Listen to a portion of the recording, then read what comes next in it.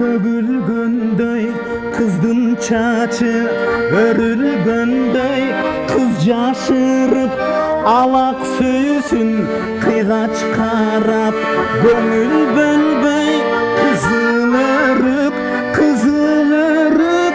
süyüp kaldım ben seni görüp.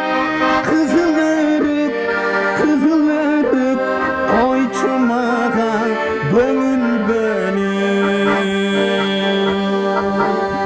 kızıl örük daneginde kara közdün kareginde kağıp kaşın basıp kettin kaldırmadın dareginde.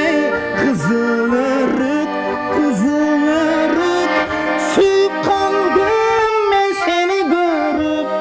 Kızıl örük koy çumağa gönül bölüp.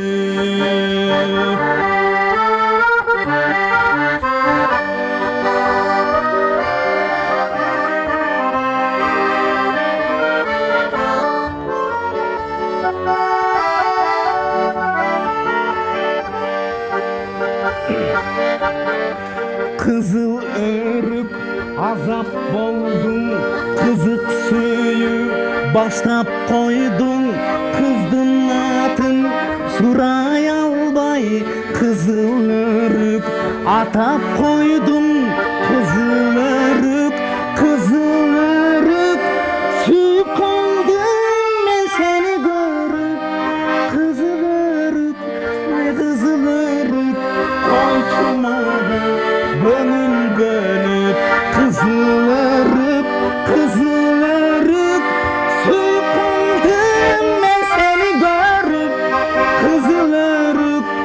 Kızıl örük koy çumağa gönül bölüp. Kızıl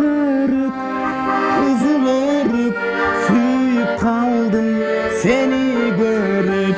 Koy çumağa